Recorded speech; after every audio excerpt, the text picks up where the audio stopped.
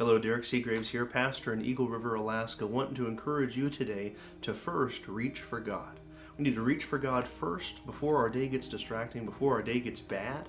We need to reach out to God. And the way that I want to encourage you to do that is first study your Bible a little bit and then also first pray. And so those two things before you get out on the way to work, before the kids get up and start tearing up the house, before all the things that can distance us from God can get into your life, go ahead and reach out and touch God. Reach out and touch His truth. Go ahead and reach out and touch Him in a personal relationship through prayer. I want to encourage you to do that today. And I want to help you do that today. And so we're going to have a vlog of a very simple, very short, 3 to 5 minute devotional. To encourage you and help you even further than the vlog today, I want to also give you a free gift. Now we're counting down to the vlog. So go ahead and go to the description of this video down below, and I'm going to have a link where you can receive the free gift of the First Fruits Bible Study. It's a very short Bible study, very simple. It's a PDF. It's universally readable, downloadable, and it'll give you the Bible principle of first fruits, which is found throughout Scripture. Giving God the first of what it is He's given us, returning to God the first of what it is He's given to us, and using that specifically in time. And many people in our church have said that this very simple principle applied to their life has reaped huge benefits for them. So God bless you, and let's get on with the vlog. Hey, we're in John this week, and I want to take you to John 20, verse 28 and 29. We're going to learn about Jesus today. And you might think that you know all about Jesus, but I got a revelation for you from the Apostle Thomas, of all people. Don't call him a doubter. He's a believer now. Chapter 20, verse 28, it says, "And Thomas answered and said unto him," he's speaking to Jesus here, "And Thomas answered and said unto him, My Lord and my God." Thomas called Jesus his God. Not God Jr., not God the Second. Called Jesus my Lord and my God. And what does Jesus say in response? Does Jesus correct him? Does Jesus rebuke him?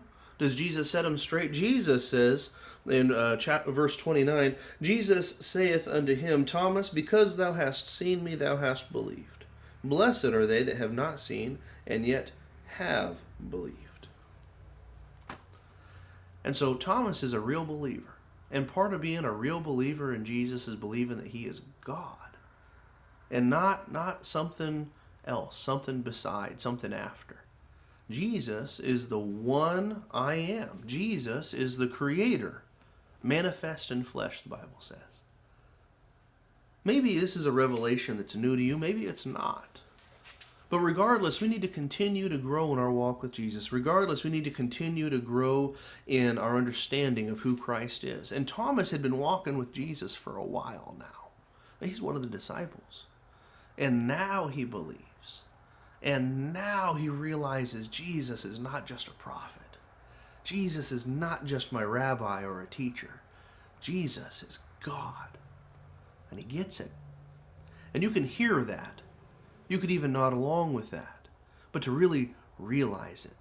Because when Jesus is God, then He has to be your Lord. He has to be the ruler of your life. You got to submit to the will and ways of Jesus. And to submit, you got to study your Bible. You got to pray. You got to know what it is that Jesus wants if He's going to have lordship in your life. So I want to encourage you to pray today about Jesus being Lord and God in your life. Pray that you'd receive the revelation of the one God in Christ. Pray that you'd better serve Him, better submit to His will and ways, better know His will and ways so that you can submit to them. I promise you that Jesus and His ways are going to benefit you better than you go in your own way. So go ahead and pray about that today now that we have some scripture for it. Jesus is Lord and God. Before you go, I want to make another invitation. Quick, before you go ahead and, yes, get the free gift that's in the description below, the Bible study about first fruits and how to improve your walk with Jesus. But also, I want to make an invitation for you to come and make a next step with us. The walking with Jesus is always another step. He's always leading us to higher and better places. His ways are higher than our ways, his thoughts but higher than our thoughts. And the way to partake in those things is to continually grow in Christ. And so I want to invite you to come take a next step with us. We have a page on our website, eagleriver.church, called Living Abundantly. And it's full of steps that you could take to grow in your walk with Christ. It has things like attending a service. Maybe you would like to plan a visit to our services if you're local to us, but it also might include taking the First Fruits 7-Day Challenge or inviting somebody to the church that you attend. So go ahead and come over to our website and sign up for a next step and see how we could support you in growing in your walk with Christ.